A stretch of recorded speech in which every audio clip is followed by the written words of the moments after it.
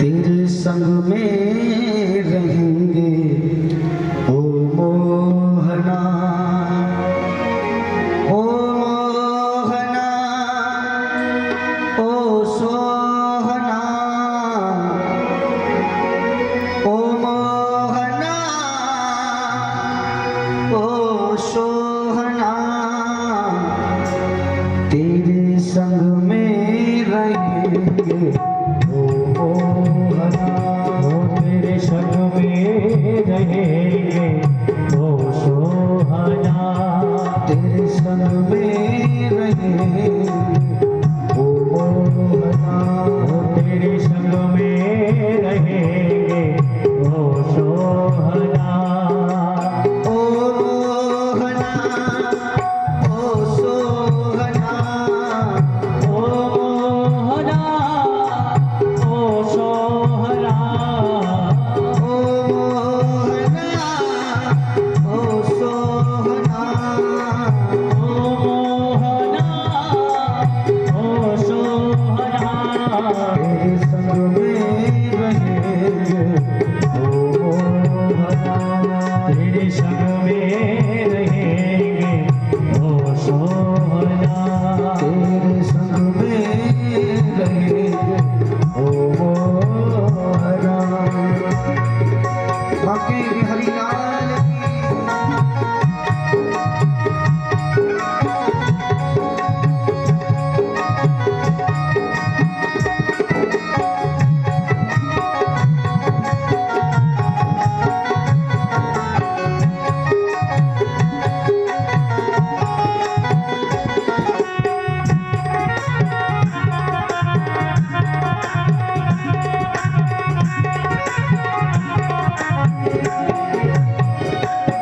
तुम चंदन बनो मैं पानी बनूं, तुम चंदन बनो मैं पानी बनूं, तुम चंदन बनो मैं पानी बनूं, तुम चंदन बनो मैं पानी बनूं, मस्तक पर मिलेंगे ओ मोहना, हे मस्तक पर मिलेंगे ओ मोहना, तेरे संग में रहेंगे ओ मोहना, तेरे संग में रहेंगे ओ बाकी मोहना। बिहारी लाल की ताली की सेवा करते हैं।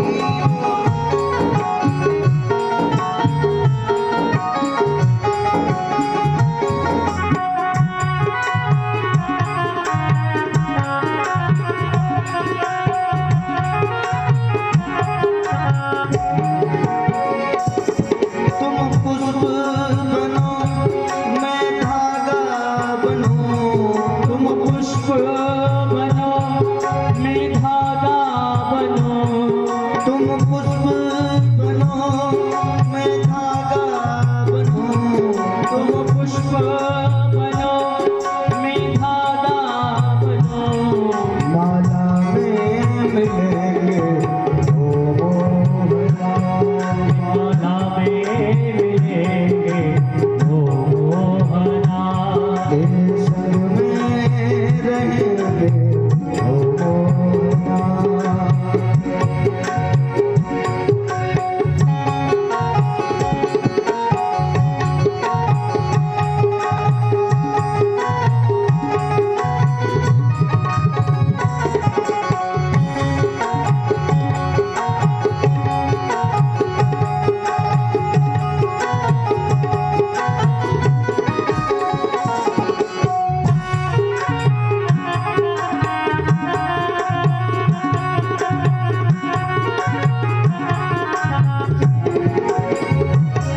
तुम मुरली बनो मैं तान बनूं, तुम मुरली बनो मैं ताने बनूं, तुम मुरली बनो मैं तान बनूं, तुम मुरली बनो मैं ताने बनूं, अधरों पर मिलेंगे ओ मोहना, अधरों पर मिलेंगे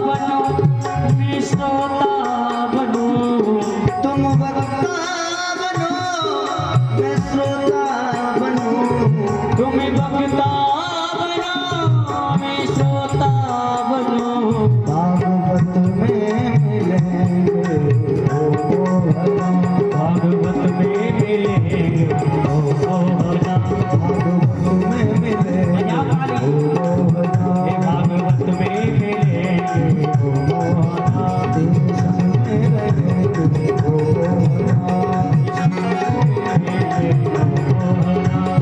ओ मोहना ओ सोहना ओ मोहना ओ सोहना ओ मोहना ओ सोहना ओ मोहना ओ सोहना तेरे संग में रहेंगे ओ मोहना संग में रहेंगे ओ सोहना तेरे संग में रहेंगे ओ मोहना संग में रहेंगे ओ सोहना तेरे संग में रहेंगे ओ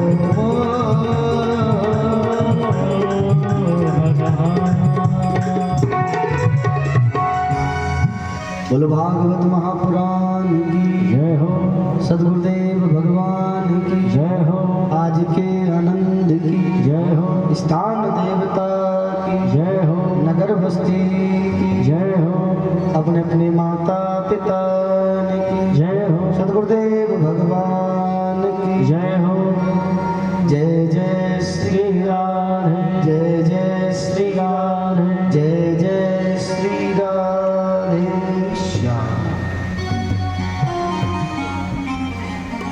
परम मंगलमय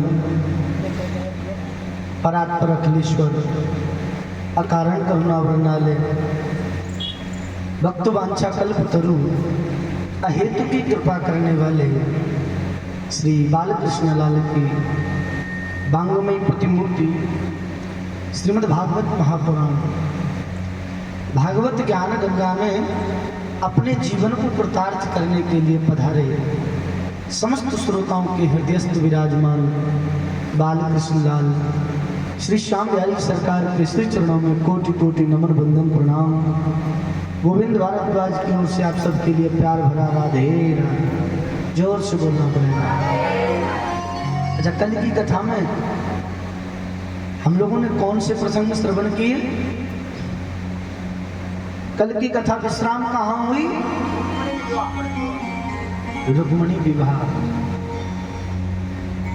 भगवान द्वारकानाथ का विवाह रुक्मणी जी के साथ में संपन्न हुआ। अच्छा, विवाह कैसे हुआ आपको पता है? भगवान भीष्मक सुतां रुक्मणी रुचिराननां राक्षसेन विधानेन उपयेम इति श्रुतम्। भगवान भीष्मक सुतां रुक्मणीं रुचिराननां, भीष्मक महाराज की पुत्री रुक्मणी के साथ भगवान का विवाह हुआ। अच्छा, विवाह कैसे हुआ? राक्षस विधान से। किस विधान से? राक्षस विधान से। अरे महाराज, परमात्मा का विवाह भी राक्षस विधान से? बोले हाँ हाँ, परमात्मा का विवाह भी राक्षस विधान से हुआ। कैसे हुआ? परमात्मा का विवाह हुआ राक्षस विधान से। जब रुक्मणी जी गौरी माँ का पूजन करने के लिए गई तो शिशुपाल ने अपनी सेना रुक्मणी जी के साथ में मंदिर तक लगाई, परंतु द्वारकानाथ भगवान श्री कृष्ण दुर्गा मंदिर में ही आज वहां पहुंचे हैं और रुक्मणी जी का हरण करके ले गए। रुक्मणी जी का हरण करके ले गए। अच्छा, जो सेवक सिर्फ इसलिए खड़े थे कहीं कृष्ण आकर के कोई छल न कर दे, आज वही सेवक दोनों की जोड़ी की प्रशंसा कर रहा है। सब सेवक प्रशंसा कर रहे हैं, अरे जोड़ी कितनी सुंदर है, देखो तो सही। क्या चाल श्याम अलबेली है, गजराज चले मस्ते मस्ते, जिन देखा इनके चित्र रत्न, अनमोल बिके सस्ते सस्ते। रस रूप माधुरी बरसत है, सक चले जात रस्ते रस्ते। श्याम सुंदर मनमोहन ने दिल छीन लिया हंसते हंसते। आज सभी सेवक जो पहरेदार खड़े थे, इसलिए कि कहीं कोई कृष्ण आकर के छलन न कर दे, आज वह प्रशंसा कर रहे हैं। आहा, देखो जोड़ी कितनी सुंदर है। एक बोला ये शावल और गौर वर्ण की जोड़ी कितनी सुंदर लग रही है। दूसरा बोला पागल इनकी चाल तो देखो, मदमस्त गजराज हाथी के जैसी मदमस्त चाल में चले जा रहे हैं। एक बोला ये जो दुल्हन है इसकी चोटी देखो, नागिन की तरह लहरा ले रही है।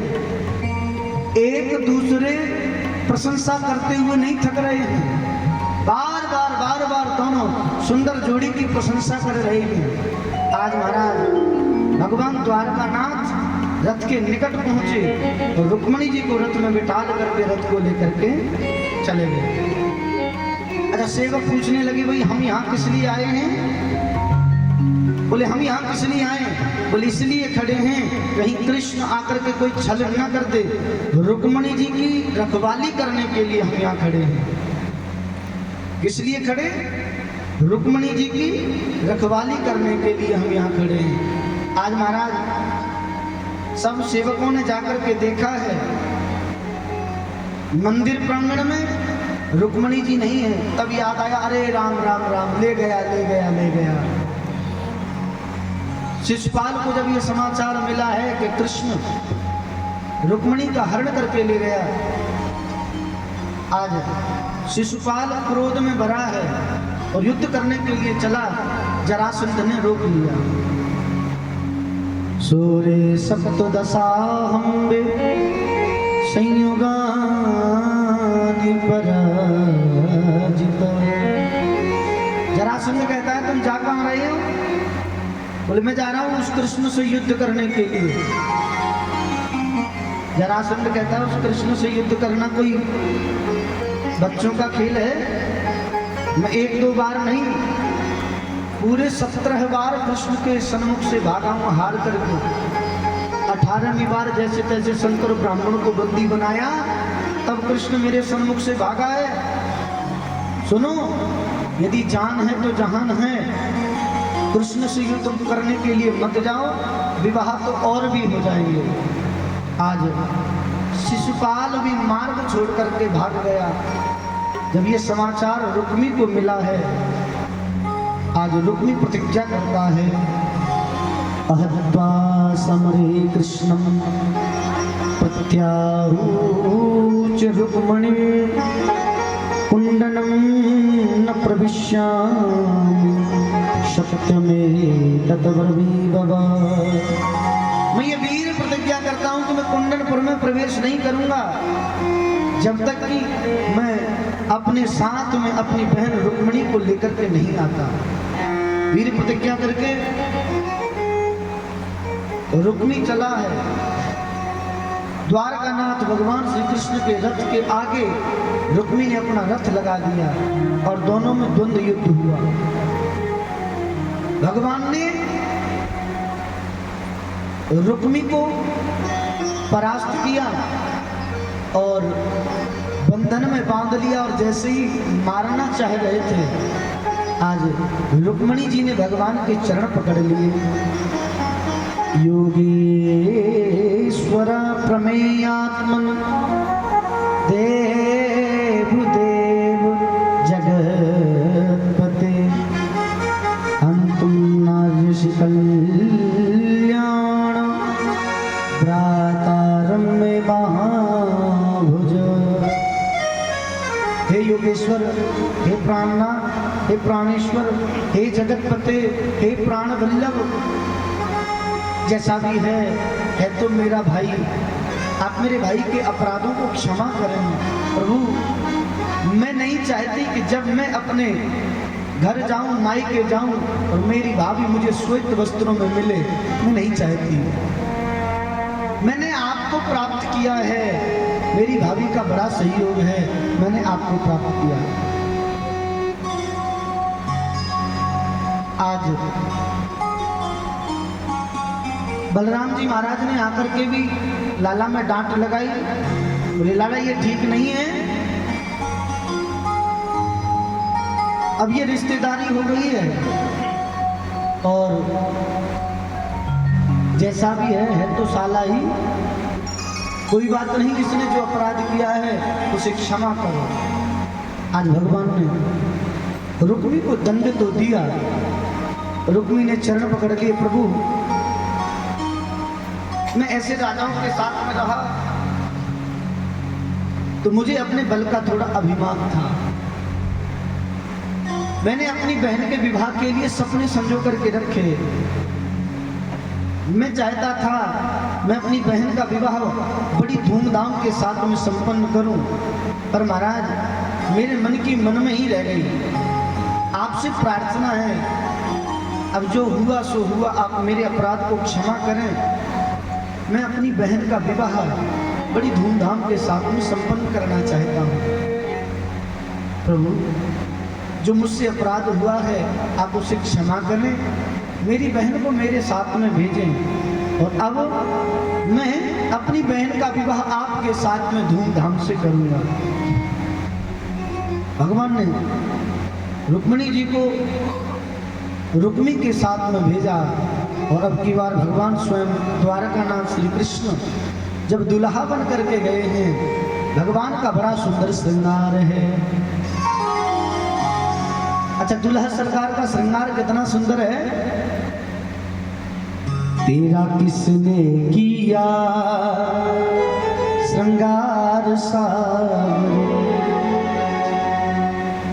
तेरा किसने किया श्रृंगार सावरे, तेरा किसने किया श्रृंगार सावरे, तेरा किसने किया श्रृंगार सावरे, तेरा किसने किया श्रृंगार सावरे, लागे तुरे हाथ तू दिलदार सावरे, लागे तुरे हाथ तू दिलदार सावरे, तेरा किसने किया श्रृंगार सावरे, तेरा किसने किया श्रृंगार सावरे, तेरा किसने किया श्रृंगार सावरे। दुल्हा सरकार की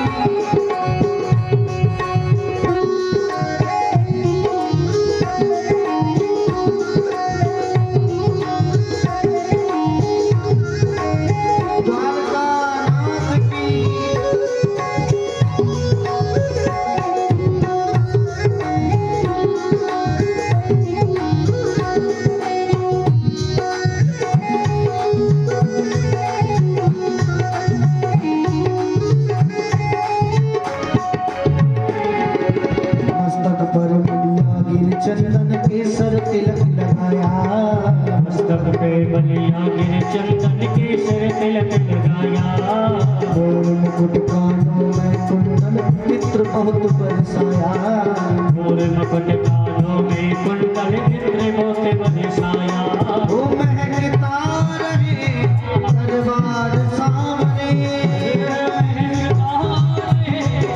दरबार सामने, वो महकता दरबार सामने, महकता रहे दरबार सामने, तेरा तेरा किसने किया श्रृंगार सावरे, तेरा किसने किया श्रृंगार सावरे, तेरा किसने किया श्रृंगार सावरे।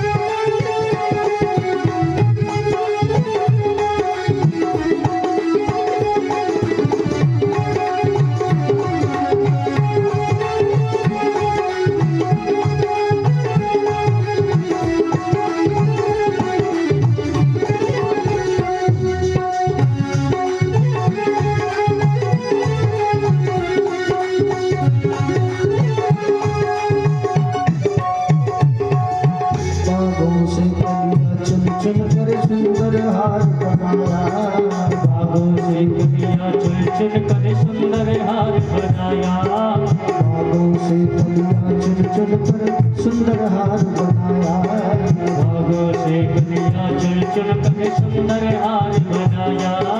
रहे सलामत हाथ सदा वो जिसने तुझे सजाया, हे सलामत हाथ सदा वो जिसने तुम्हें सजाया, सजाता रहे हर बार सामने, वो सजाता रहे हर बार सामने, सजाता रहे हर बार सामने, सजाता रहे हर बार सामने।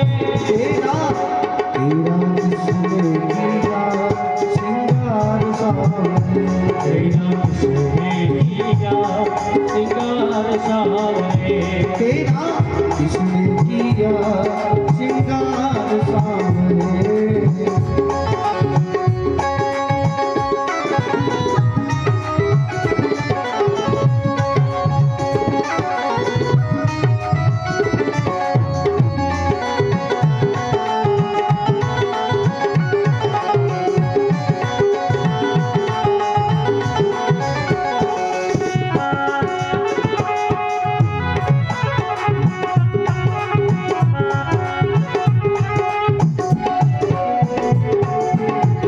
सावरी बोल तुझे मैं कौन सा भजन सुनाऊं, बोल सावरे बोल सावरे बोल सा भजन सुनाओ, बोल सावरी बोल तुझे मैं कौन सा भजन सुनाऊं, बोल सावरे बोल तुम्हें मैं कौन सा भजन सुनाओ।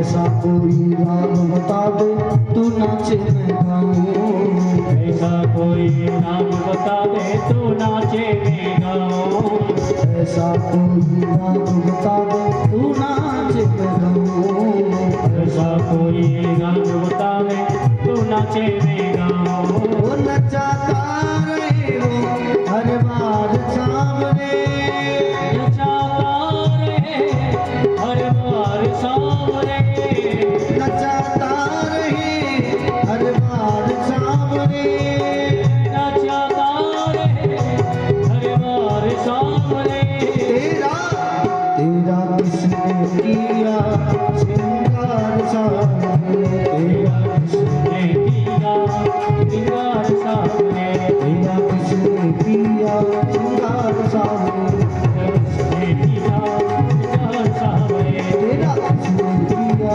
श्रृंगार सामने, सामने किया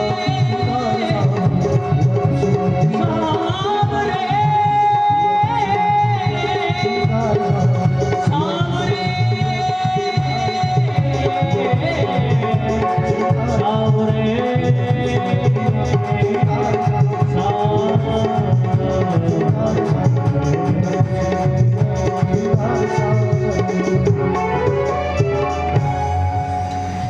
तेरा किसने किया श्रृंगार सावरे। बोलो दुल्हा सरकार की जय हो। आज महाराज ठाकुर जी का विवाह पुनः रुक्मणी जी के साथ में धूमधाम से हुआ। बोलो राधे राधे। जोर से बोलना पड़ेगा। कुछ समय व्यतीत हुआ, भगवान के यहाँ एक पुत्र का जन्म हुआ।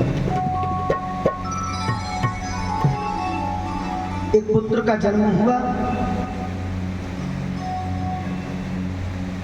उस पुत्र को प्रसूति गृह से ही सम्रासुर उठा करके ले गया। सम्रासुर ने वो बालक समुद्र में फेंक दिया। मन में विचार किया, समुद्र में रहने वाले जीव इसका भक्षण कर जाएं। हुआ भी ऐसा ही। एक जबरदस्त मछली ने उस बालक को निगल लिया। वही मछली एक मछुआरे के हाथ लग गई। मछुआरे ने वो मछली राजा को भेंट कर दी। राजा ने वो मछली राजा की रसोई में काम करने वाली दासी विद्यावती को दी और कहा, ये लो। और दासी विद्यावती ने जैसे ही उस मछली का पेट चीरा, उसमें परम सुंदर बालक को प्राप्त करके बड़ी प्रसन्न हुई। ये समाचार सम्रासुर को नहीं बताया। बालक को पाकर के दासी विद्यावती बड़ी प्रसन्न हुई समय व्यतीत हुआ।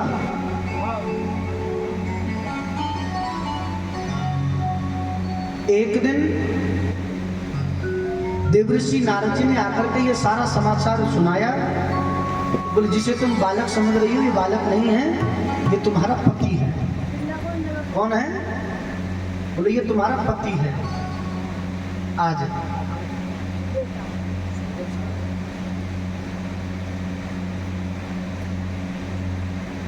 बोले ये तुम्हारा पति है।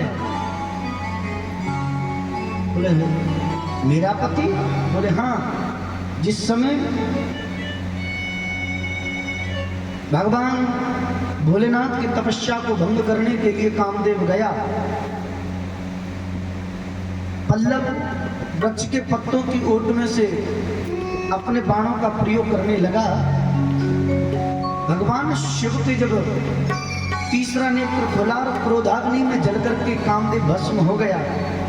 जब काम पत्नी रति बाबा भोलेनाथ के पास में गई और प्रार्थना की, प्रभु मेरे पति को तो आपने नष्ट कर दिया, अब मैं किसके सहारे रहूंगी?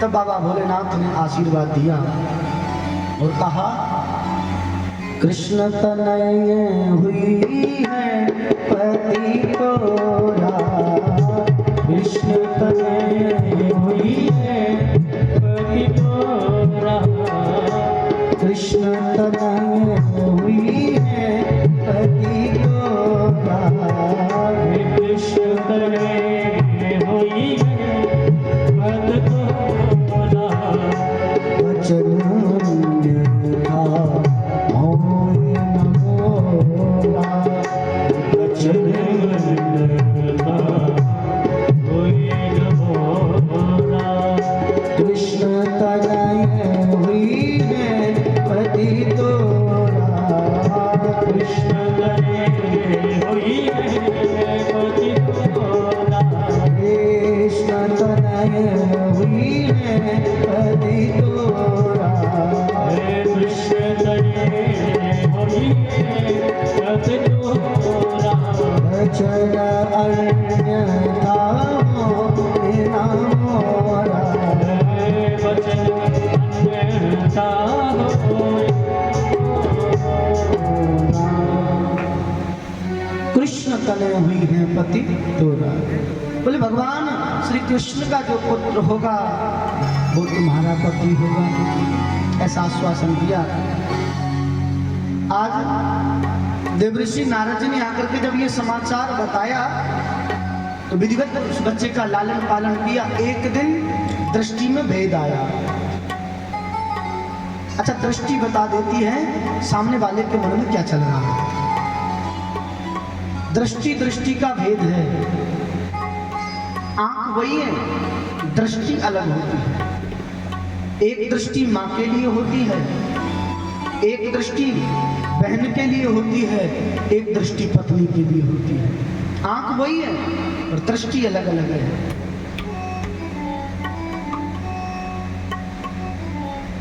देखने के तरीके से पता चल जाता है व्यक्ति के मन में क्या चल रहा है।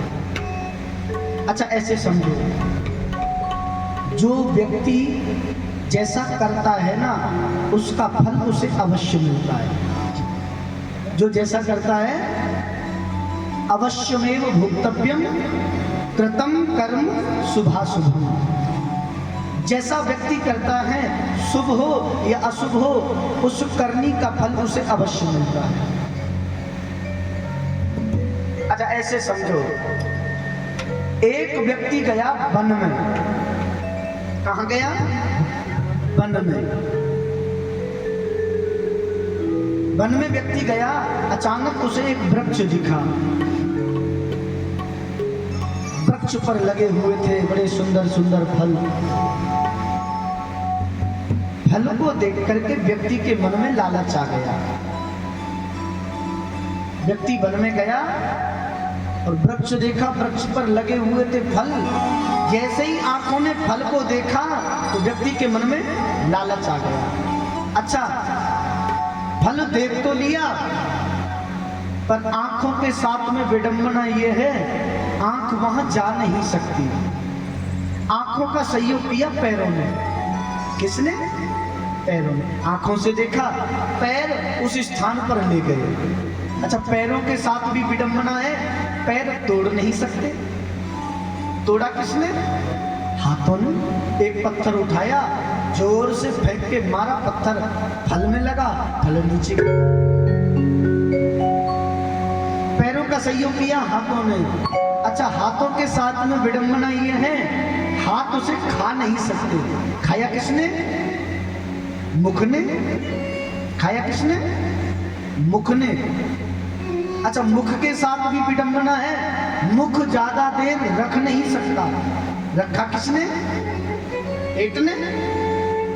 अच्छा, आंखों ने देखा, पैर लेकर के गए, हाथों ने तोड़ा, मुख ने खाया, रखा पेट ने। इतने में आ गया उस वृक्ष की रखवाली करने वाला माली। उसने उठाया डंडा, 4 पीठ में लगा दिए। 4 डंडे पीठ में लगा दिए। अच्छा, विचार करो जरा, इस पूरे क्रियाकलाप से पीठ का कोई कसूर नहीं है। आंखों ने देखा, पैर चल करके गए, हाथों ने तोड़ा, मुख ने खाया, पेट ने रखा। अब जब पेट ने रखा तो पीठ क्यों पिटी? पीठ का तो बेचारी का कोई दोष नहीं, फिर क्यों पिटी? संत बोले, बेटा तुम्हारी पहेली का उत्तर इसी में है, थोड़ा और आगे चलो। बोले क्या? बोले आंखों ने देखा, पैर चल करके गए, हाथों ने तोड़ा, मुख ने खाया और पेट ने रखा। जब पेट ने रखा और पीठ पिटी तो आंसू कहां से आए? आंसू कहां से आए? आंखों से। अच्छा, पाप की शुरुआत कहां से हुई? पाप की शुरुआत कहां से? आंखों से। यदि वो व्यक्ति उस फलदार वृक्ष को देखता नहीं तो पाप होता नहीं। करनी करे तो क्यों डरे, कर करनी पछताए।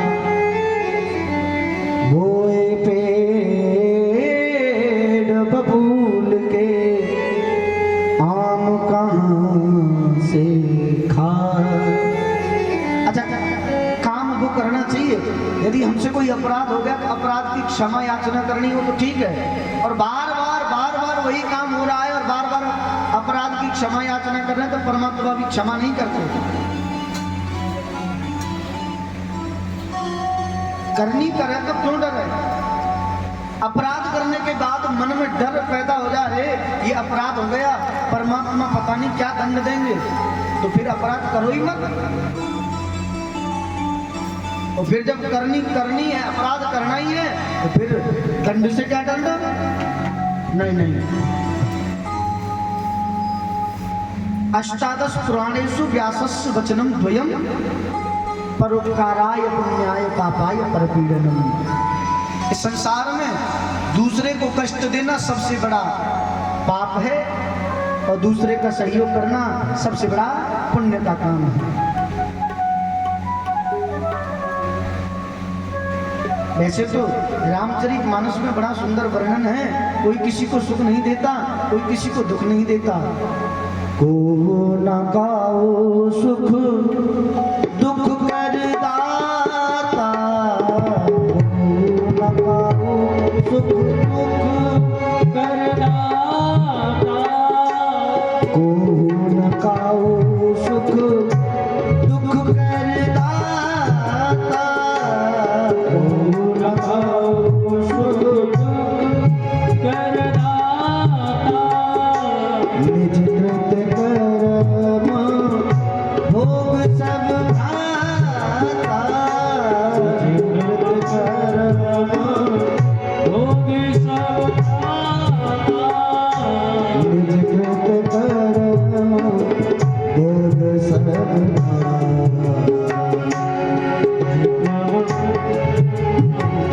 भोग सब भाता।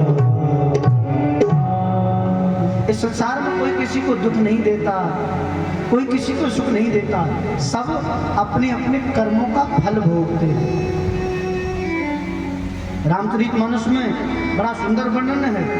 कर्म प्रधान वेश्वर चरागा, कर्म प्रधान वेश्वर चरागा, कर्म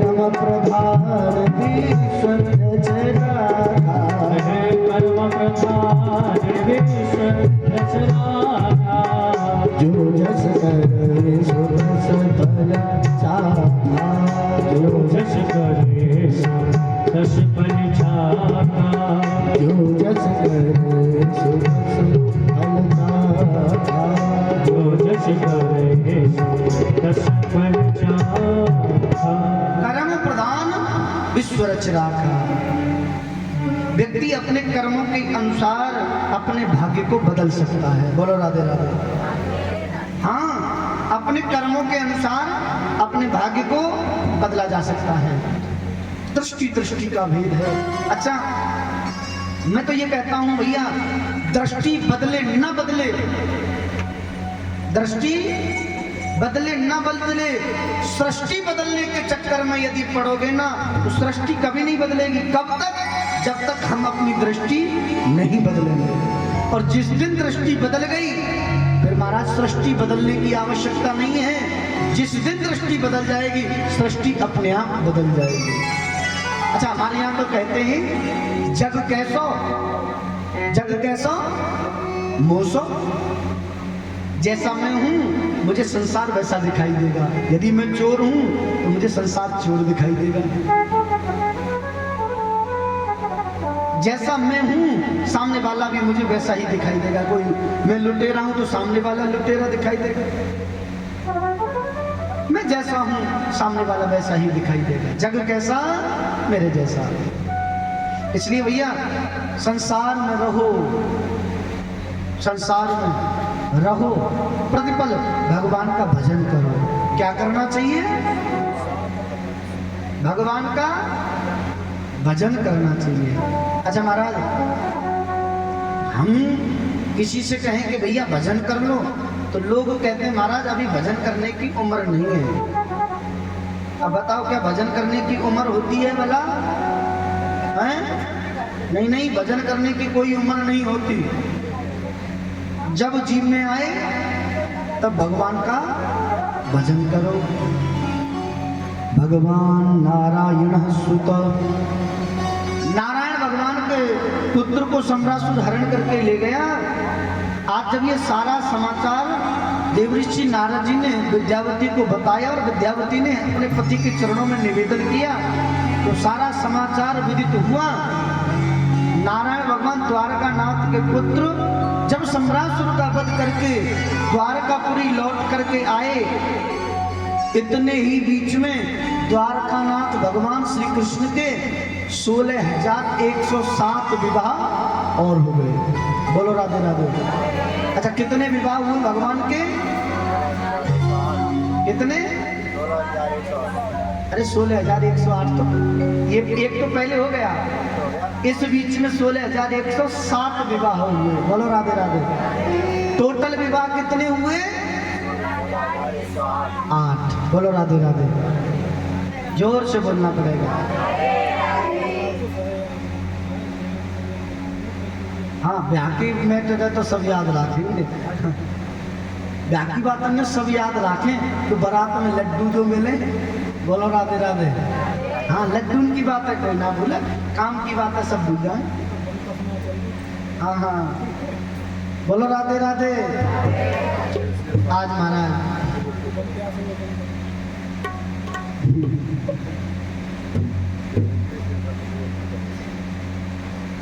एक राजा था सप्तराजित,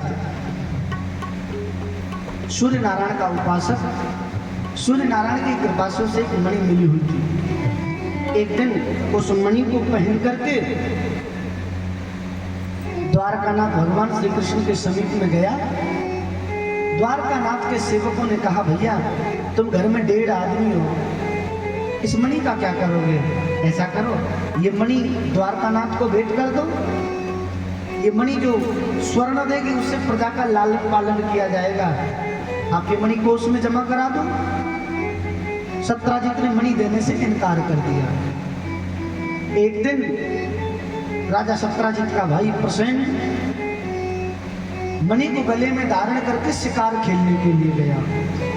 अच्छा, गया तो था शिकार खेलने के लिए, पर वहां खुद शिकार हो गया। एक जबरदस्त सिंह ने हमला बोला और हुसैन को समाप्त कर दिया।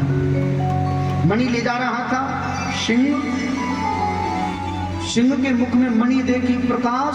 एक भालू ने सिंह पर हमला बोला, सिंह को समाप्त कर दिया। भालू मणि ले जाकर के गुफा में गया और अपनी बेटी को मणि दे दी।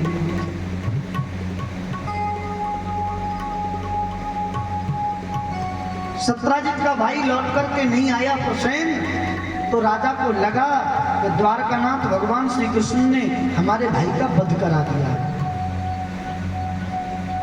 आज महाराज पत्नी के पास में जाकर के राजा कहता है, देवी मुझे ऐसा लगता है द्वारकानाथ भगवान श्री कृष्ण ने हमारे भाई का वध करा दिया है। पर देवी मुझे प्रूफ नहीं, बस शक है, क्योंकि द्वारकानाथ के सेवकों ने मणि के लिए मुझसे कहा था, मुझे देने के लिए मैंने देने से इनकार कर दिया कि मैं मणि नहीं दूंगा। तो शायद हो सकता है द्वारकानाथ ने मणि के लोग में आकर के हमारे भाई का वध करा दिया। बोलो राधे राधे। आज महाराज यदि कोई बात हमें छुपानी है, किसी को न पता चले, वो बात अपने तक रखो, और जिस बात का फ्री फोकट में प्रचार कराना है उस बात को देवी जी को बता दो। अच्छा, जितनी जल्दी प्रचार कराना है ना, उसमें बस थोड़ा सा संपुट लगा दो, देवी सुनो ये बात मैं तुम्हें बता रहा हूं, तुम किसी को मत बताना। बस फिर क्या है महाराज, पूरे लालरपुरा में सुन लो क्या हुआ है। बोलो राधे राधे। हाँ, राजा ने भी अपनी पत्नी से कहा, देवी सुनो, वैसे पता तो नहीं पर शक है, हो सकता है द्वारकानाथ ने मणि के लिए हमारे भाई का वध करा दिया। अच्छा, रानी की दासी एक सहेली, उसने उसको बताया, दासी देख मैं तुझसे कोई बात छुपाती नहीं हूँ, हमारे स्वामी बता रहे थे द्वारकानाथ ने मणि के लोग में हमारे जो महाराज के भाई हैं उनका वध करा दिया। अच्छा, उस दासी की भी एक सहेली, उसने उसको बताया, उसकी भी एक सहेली। अभिप्राय कहने का ये है, प्रातः काल हुआ तो पूरे नगर में एक ही चर्चा हो गई कि द्वारकानाथ भगवान श्री कृष्ण ने प्रसेन का वध कराया है। बोलो राधे राधे। हाँ, पूरे नगर में एक ही चर्चा। अच्छा, ये समाचार जब द्वारकानाथ भगवान श्री कृष्ण को पता चला, द्वारकानाथ भगवान श्री कृष्ण को जब ये समाचार पता चला, तो द्वारकानाथ ने संत ब्राह्मणों के पास में जाकर के पूछा, गुरुदेव ये कलंक हमें क्यों लगा, हमने तो ऐसा अपराध किया भी नहीं।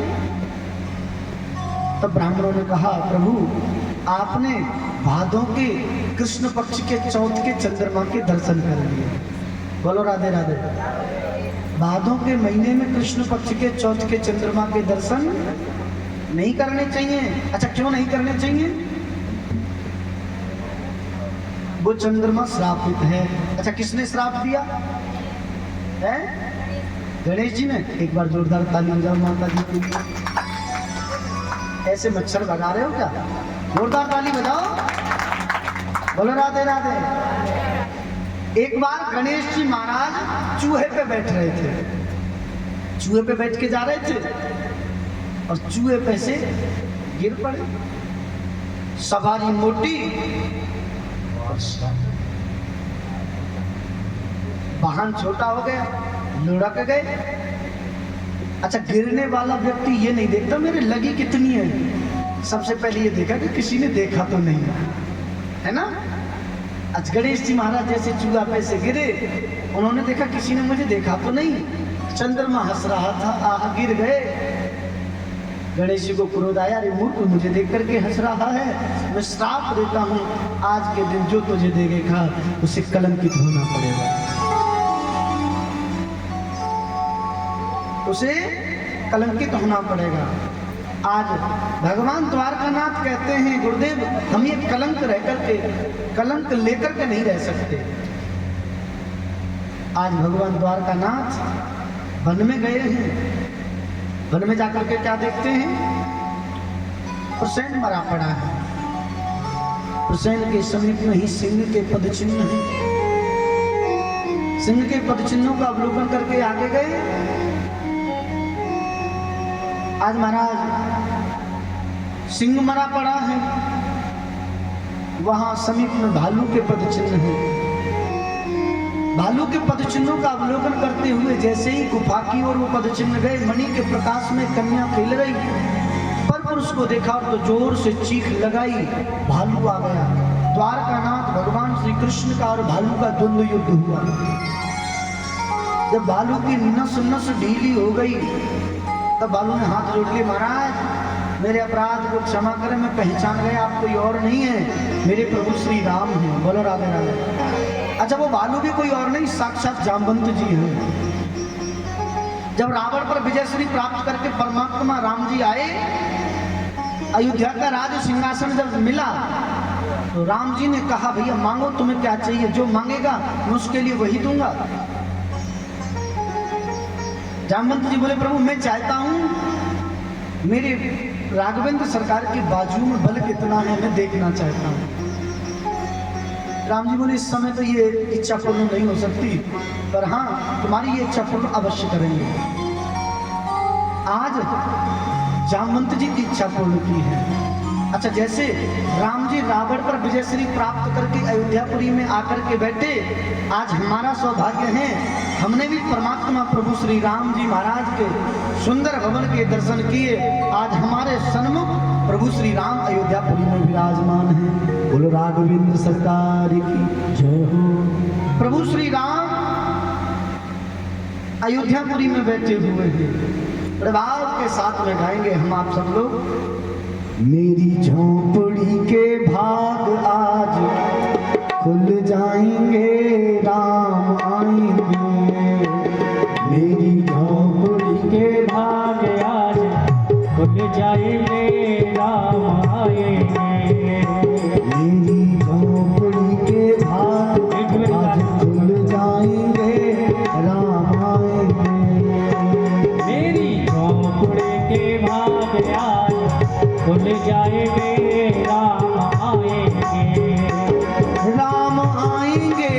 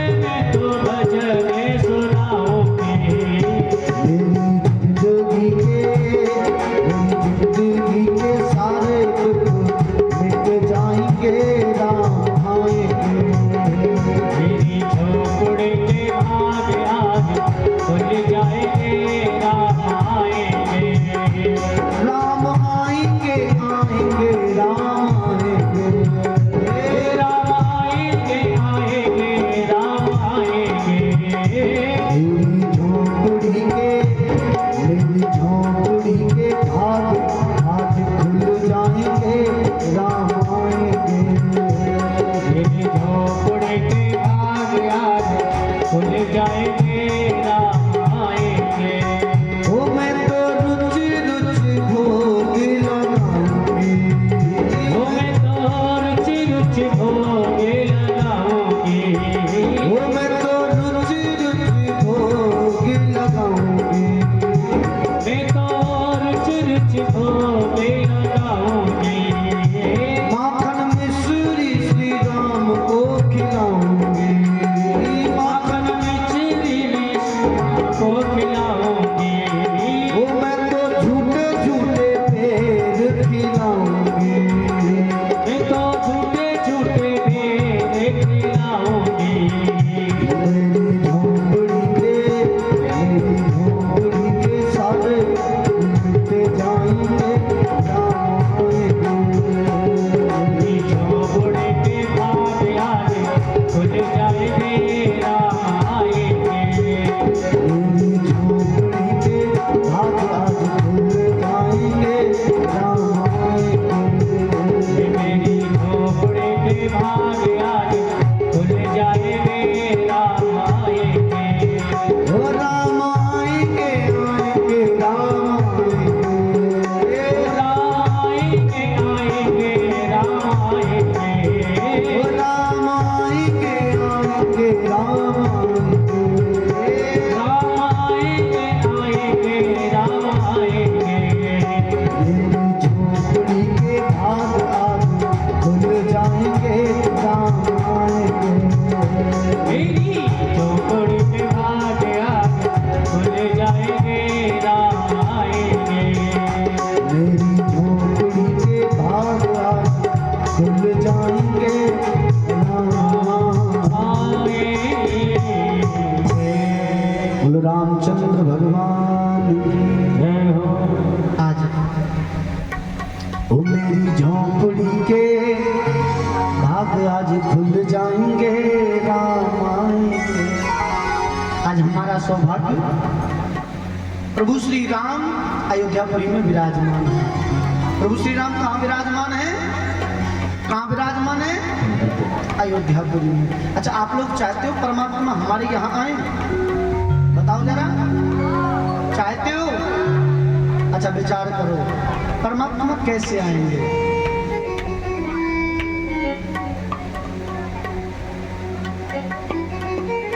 परमात्मा हमारे यहाँ आएंगे कैसे? अच्छा, कुछ बिंदुओं पर प्रकाश डालें। यदि हम परमात्मा को अपने यहाँ बुलाना चाहते हैं तो हमें कैसे रहना पड़ेगा, क्या करना पड़ेगा जो परमात्मा हमारे यहाँ आए? अच्छा, हमारा खान पान शुद्ध नहीं, हमारा खान पान शुद्ध नहीं, हमारा रहना शुद्ध नहीं, हमारा घर शुद्ध नहीं, परमात्मा आएंगे? बताओ जरा, क्या परमात्मा आएंगे? बताओ। नहीं नहीं, परमात्मा कभी नहीं आएंगे। देखो मेरे भाई बहन, आप लोगों से प्रार्थना करूं,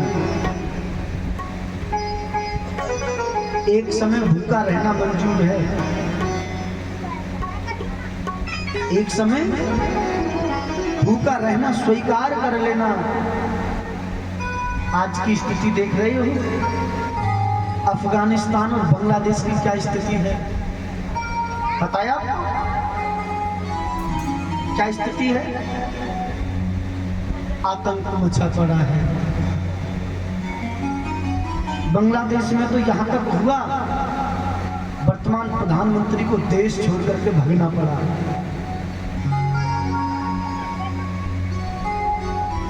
क्यों?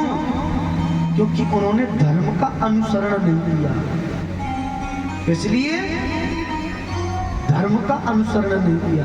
हाँ, पढ़ा होगा धर्म, पर धर्म के महत्व को जाना नहीं। आताताई प्रतिपल ये सोच रहे हैं किस प्रकार से भारत के टुकड़े किए जाएं, किस प्रकार से भारत में विद्रोह किया जाए।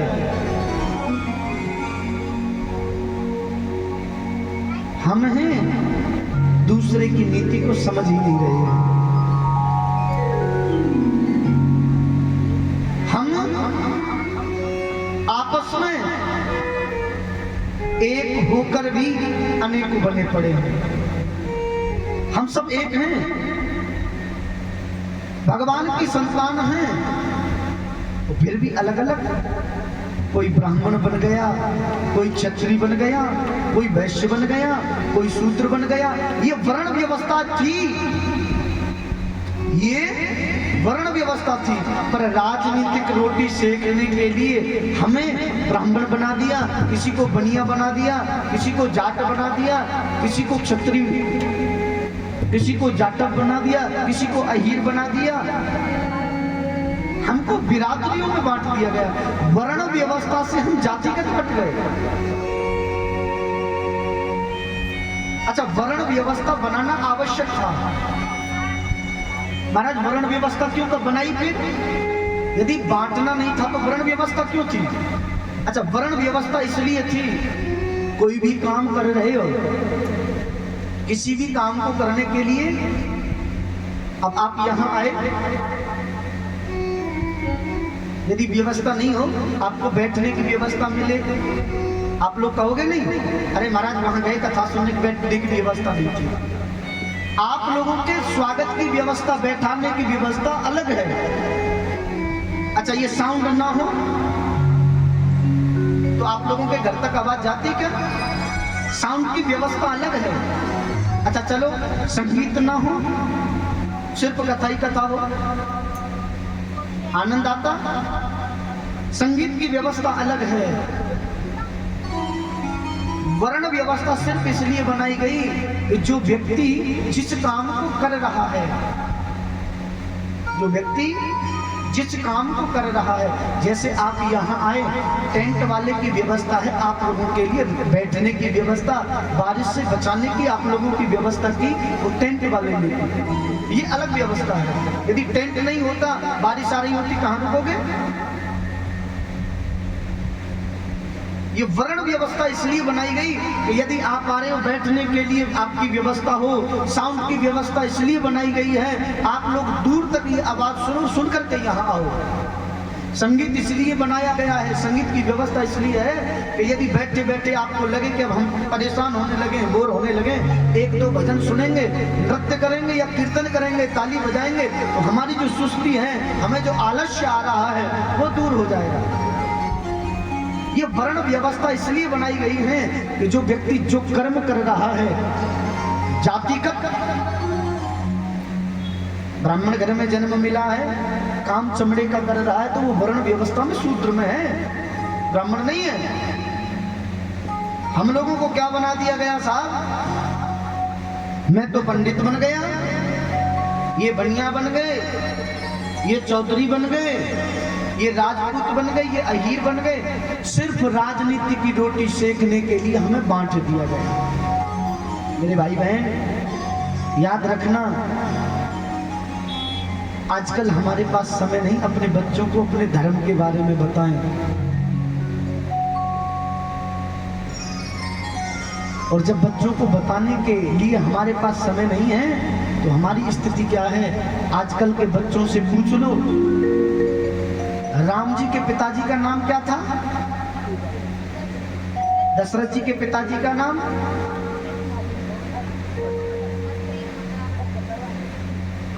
बच्चों को नहीं पता।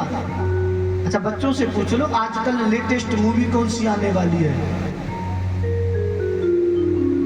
सिनेमा में घर में कौन सी मूवी लग रही है, ट्राई कर सभी बच्चों को पता चलेगा। अच्छा, आजकल का हीरो ट्रेंड में ज्यादा कौन चल रहा है? सब बच्चों को पता रहता है।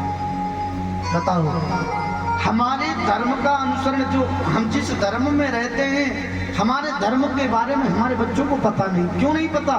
क्योंकि आजकल हम अपने बच्चों को बुजुर्गों के पास बैठने नहीं देते। ये जो कथा कर रहे हैं ना, पढ़ाई तो बाद में की, हमने कहानियों में आधी से ज्यादा कथा तो कहानियों में सुन ली, आधी से ज्यादा कथाएं तो कहानियों में सुन ली। अब बच्चे बैठते नहीं। यदि बच्चे बुजुर्गों के पास नहीं बैठेंगे, धर्म का अनुसरण नहीं करेंगे, कश्मीरी फाइल उठा करके देख लेना, केरला मूवी देख लेना, केरला स्टोरी, हम लोगों को किस प्रकार से बहकाया जाता है, क्या स्थिति हो रही है। एक भारत में, हमारा भारत, हमारे यहाँ अलग अलग नीति, अलग अलग शिक्षा। क्यों? जिस देश में रह रहे हैं उसकी नीति का पालन करना चाहिए। सरकार के खजाने को खाली करेंगे,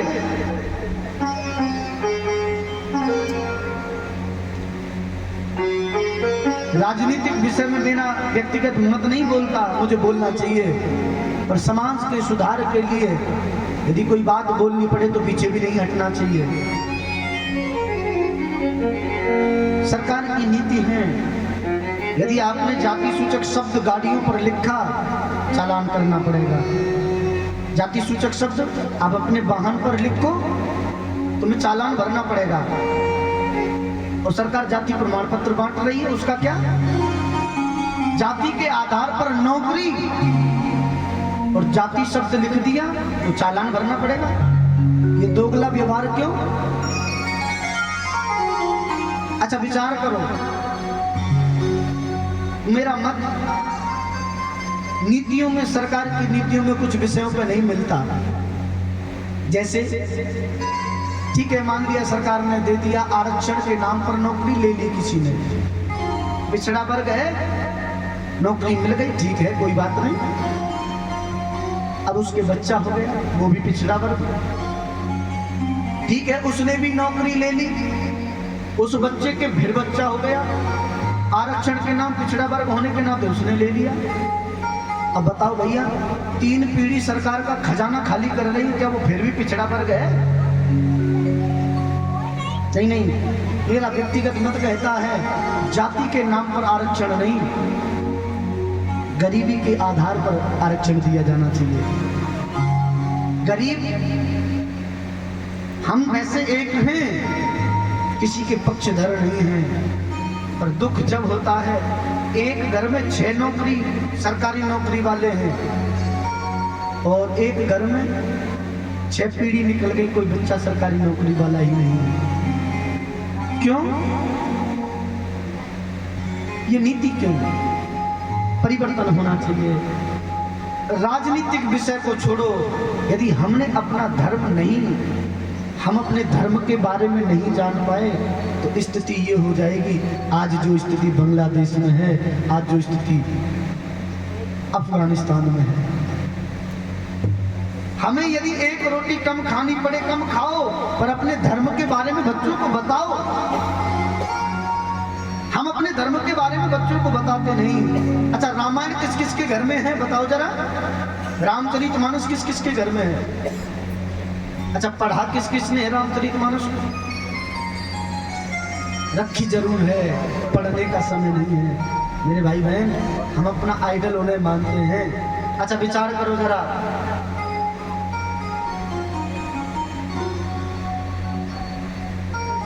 हम अपना आदर्श किसे माने?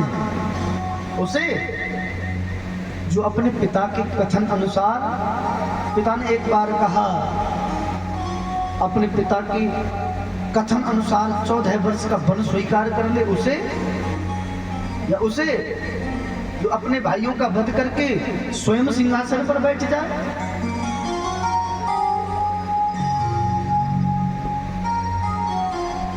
हम अपना आदर्श किसे माने? बड़ा भाई वन में चला गया, छोटे भाई बड़े भाई की चरण पादुका ला करके सिंहासन पर रख देता है, बोले ये बड़े भाई का स्थान है, मैं इस स्थान पर बैठूंगा नहीं। प्रजा का लालन पालन कर रहा है, पर कभी गद्दी की ओर आंख उठा करके नहीं देखा। प्रभु अपने बड़े भाई की चरण पादुका रखी हैं और अयोध्या का राज चला रहे श्री भरत जी महाराज, या उनको अपने भाई अपने चाचा की पीठ में छुरा घोंप करके मृत्यु कर देने वाले को, जो प्रतिपल हमारे साथ में घात करते रहे, हम उनको अपना माने? या जो हमें संसार में रहना, हमें संसार में जीना, हमें गृहस्थी को कैसे चलाना चाहिए, हमारे प्रतिपल, हमारे जो मार्गदर्शक हैं परमात्मा प्रभु श्री राम, जिनके बारे में हम अपने बच्चों को बताते नहीं, हमें इतिहास पढ़ाया गया कि हमारे ऊपर मुगलों ने शासन किया। उस मुगलों को खदेड़ करके भगाने वाले उन शूरवीर राजाओं का इतिहास हमें नहीं पढ़ाया गया। क्यों?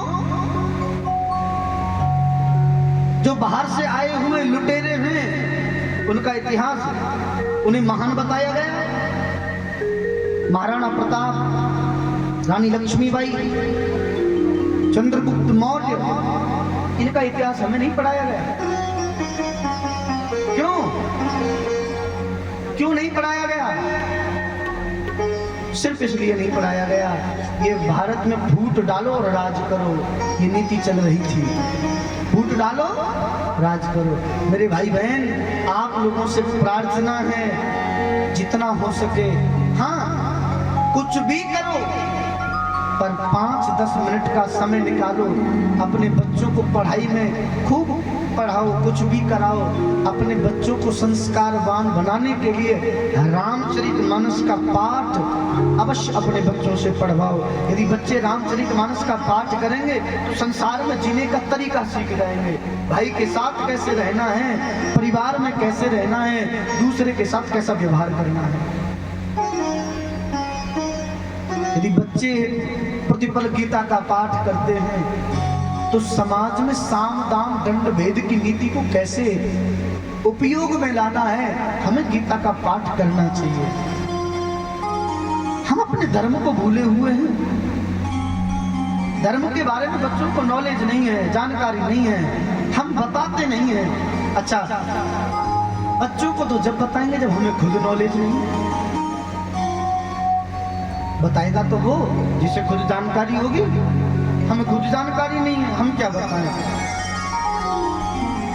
कहने का मतलब ये है, आज देश बदलने की कगार पर खड़ा है, लोग पैर पकड़ करके खींच रहे हैं। हमारे यहाँ तो कहते हैं भैया चोर चोर मुसेरे भाई, चोर चोर मुसेरे भाई। सब चोर एकजुट होकर के एक व्यक्ति की टांग खींचने में लगे हैं।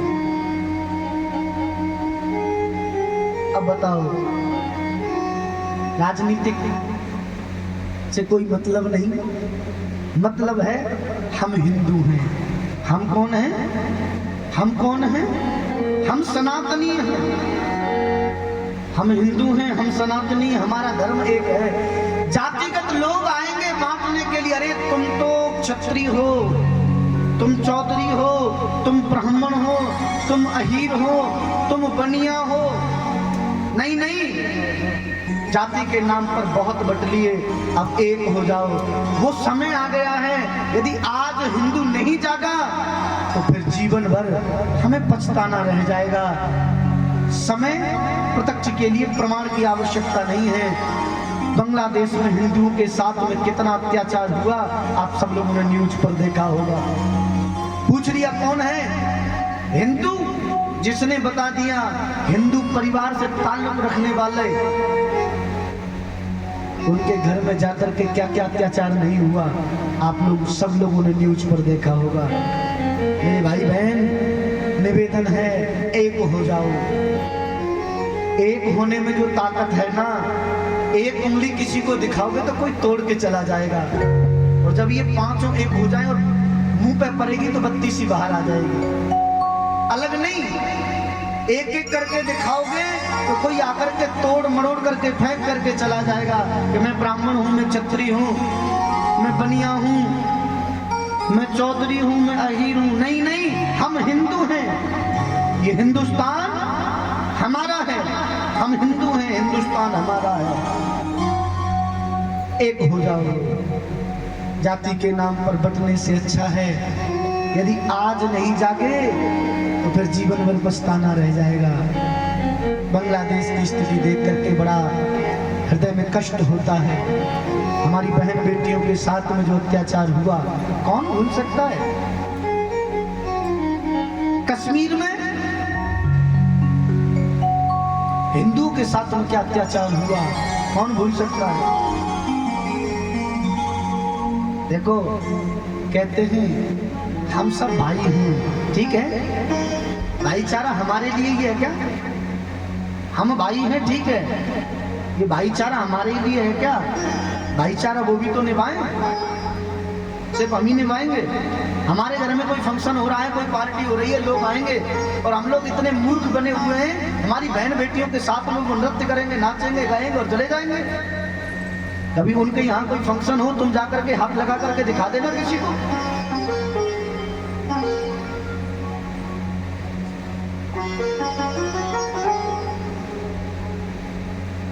मेरा निवेदन है, हम लोग कीर्तन कराएं, जागरण कराएं। किस लिए?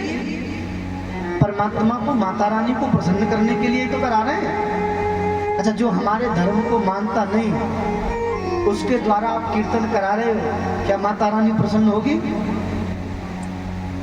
जो हमारे हिंदू पद्धति के अनुसार सर्वप्रथम कोई व्यक्ति आता है, अतिथि देवो भव, अतिथि परमात्मा का स्वरूप मान करके हम उसका सम्मान करते हैं, स्वागत करते हैं और टीका लगा करके उसका अभिनंदन करते हैं। जो टीके को स्वीकार नहीं करता, जो तिलक लगाना वर्जित, जिसके धर्म में तिलक लगाना वर्जित है, जो टीका स्वीकार नहीं करता, हम उसके द्वारा कीर्तन कैसे करा लें?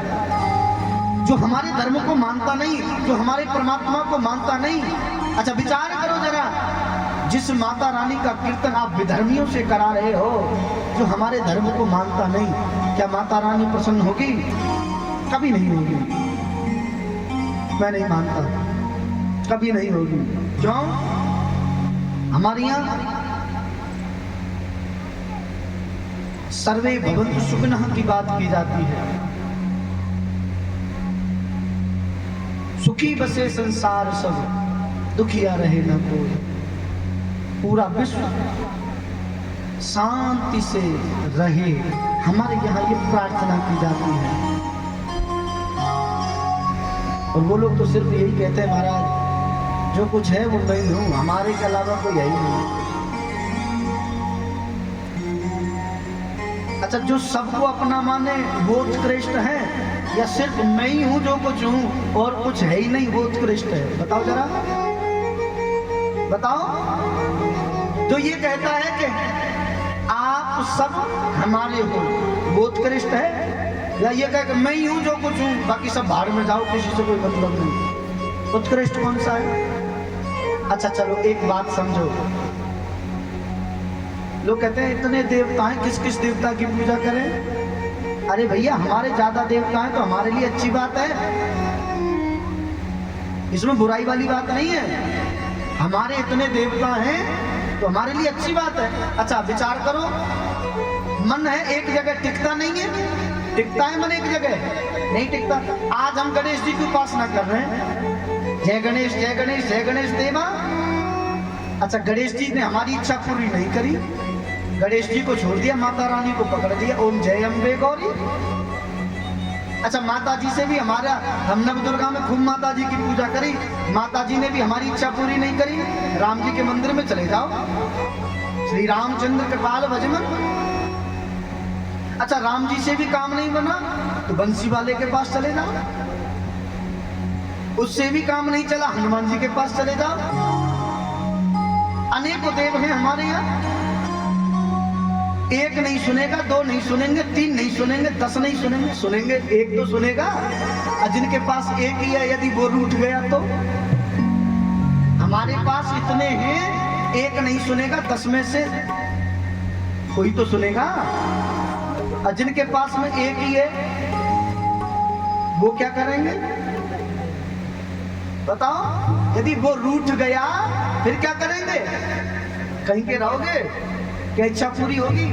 नहीं नहीं, एक है साधे सब सधे। देखो, एक मान लो, सीधी सी बात यह है, हमारे पिताजी 4 भाई हैं, गाली किसी को मत दो, हमारा बाप है। मुझे उन लोगों से भी परेशानी होती है भैया, अपने बाप होते होते दूसरे के बाप से पापा कहते बोलते हैं। उत्कृष्ट धर्म होने के बावजूद हमारे यहाँ वृक्षों की पूजा होती है, हमारे यहाँ प्रतिमा की पूजा होती है, हमारे यहाँ मिट्टी की पूजा होती है। अच्छा बताओ जरा, जो प्रकृति में ऐसा कोई तत्व नहीं जिसकी हम पूजा नहीं करते। प्रकृति में ऐसा कोई तत्व नहीं जिसकी हम पूजा नहीं करते।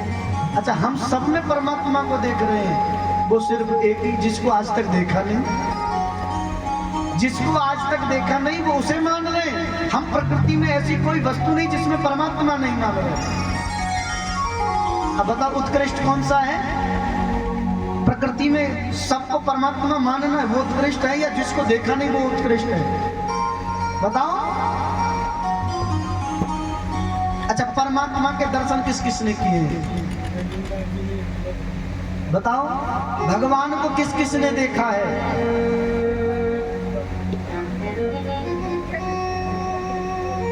बताओ जरा, भगवान को किस किस ने देखा है? एक बार इनके लिए जोरदार ताली बजाओ। भगवान को नहीं देखा आपने? अरे राम राम, मंदिर में नहीं जाते आप लोग हैं?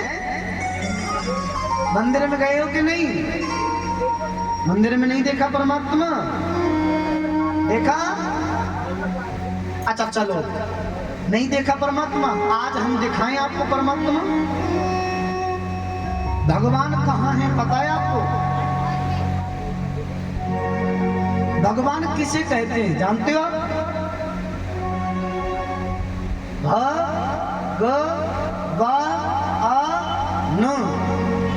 क्या हो गया? भगवान। अच्छा, एक एक शब्द की व्याख्या करो जरा। भा से भूमि, गा से गगन, बा से आ से अग्नि, और ना से जल। नीर किसने नहीं देखा? भूमि किसने नहीं देखी? गगन आकाश किसने नहीं देखा? वायु किसने नहीं महसूस की? अग्नि किसने नहीं देखी? जल किसने स्पर्श नहीं किया? बताओ, भगवान फिर कहीं और है क्या? परमात्मा यही है कण कण में झांकी भगवान की, किसी सूझ वाली आंख ने पहचान की। परमात्मा हर जगह है, हम लोग परमात्मा को मानते नहीं। मेरे भाई बहन, कहने का सिर्फ सीधा सा मतलब है, एक हो जाओ।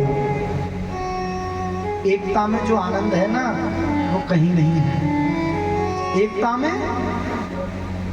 में जो आनंद है वो कहीं नहीं है। अच्छा, एक बात मैं हर कथा में कहता हूं, यदि घर में 4 लोग रह रहे हैं ना, तो झगड़ा हो सकता है, मतभेद हो, ठीक है, मतभेद होगा, सुलझ जाएगा, मनभेद नहीं होना चाहिए। मनभेद नहीं होना चाहिए। अच्छा, क्यों नहीं होना चाहिए?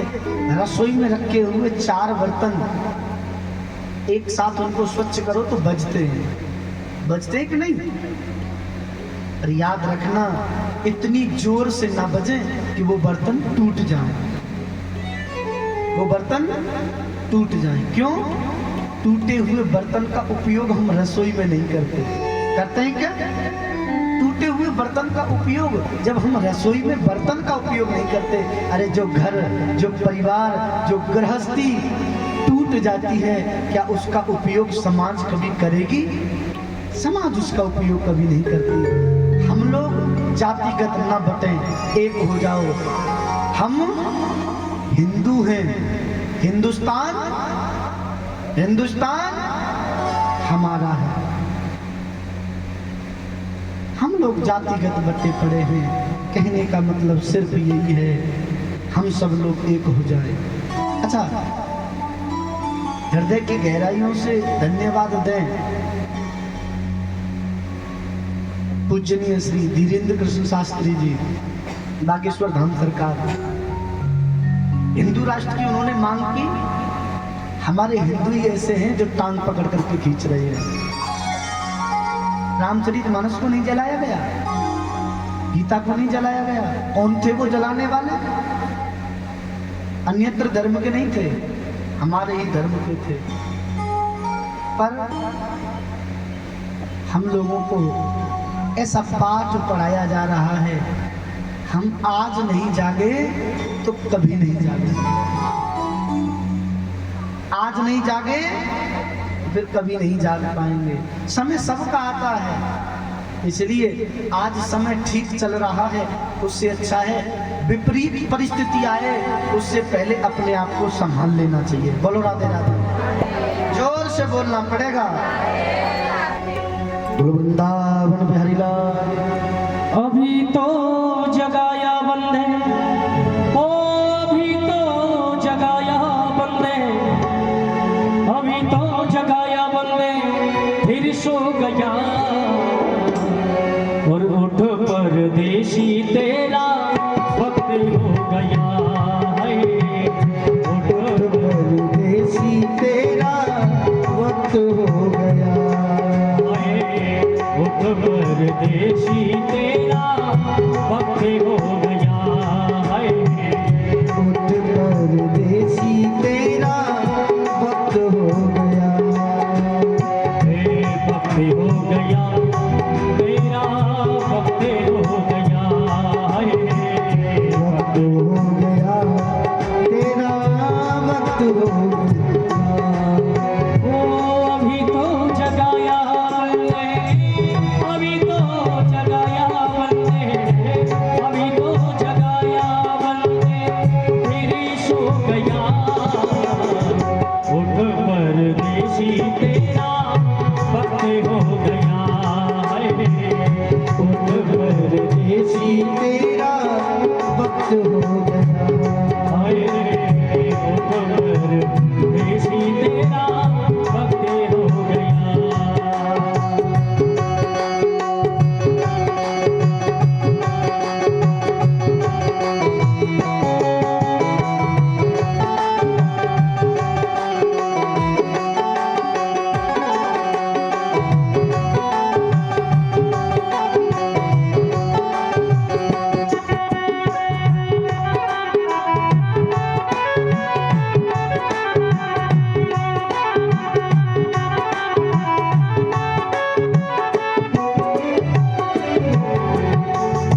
हम परदेशियों की यही है निशानी, आए और चले गए खत्म कहानी।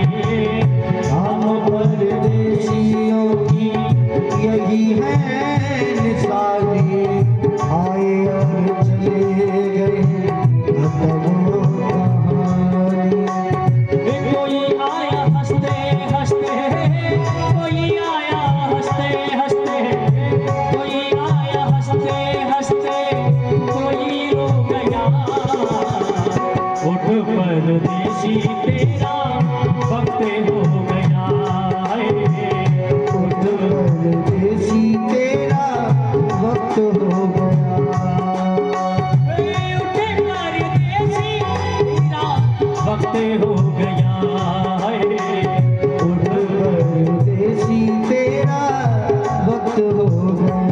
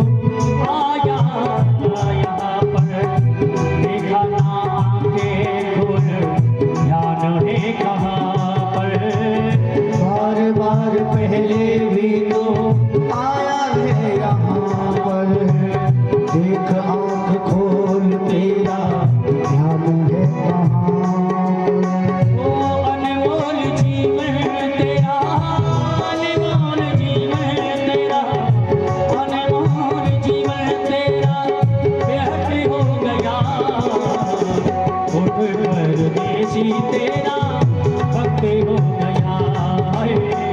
उठ परदेसी तेरा वक्त हो गया। उठ परदेसी तेरा भक्त हो गया है। उठ परदेसी तेरा वक्त हो गया।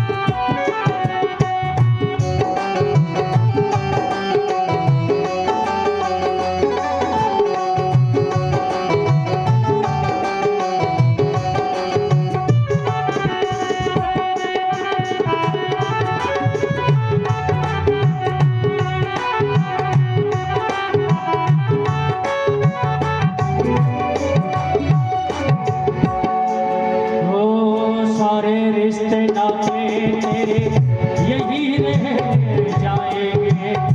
हीरे मोती तेरे काम नहीं आएंगे।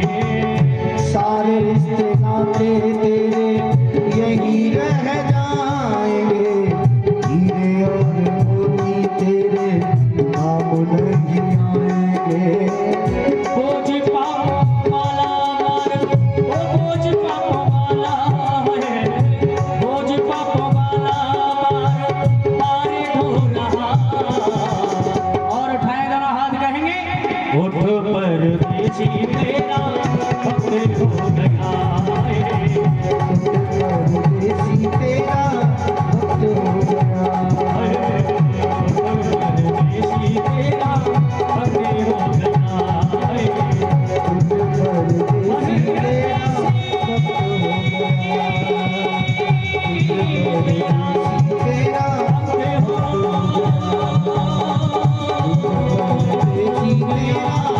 वक्त हो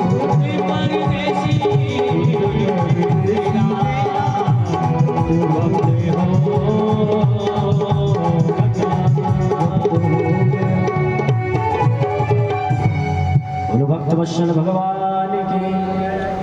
उठ परदेसी तेरा वक्त हो गया। हो अभी तो जगाया तुझे, हो अभी तो जगाया तुझे, फिर सो गया। उठ परदेसी तेरा वक्त हो गया। उठ परदेसी तेरा वक्त हो गया। आज नहीं जागे तो फिर कभी जाग भी नहीं पाओगे। भगवान के टोटल कितने विवाह हुए? कितने? 16,100।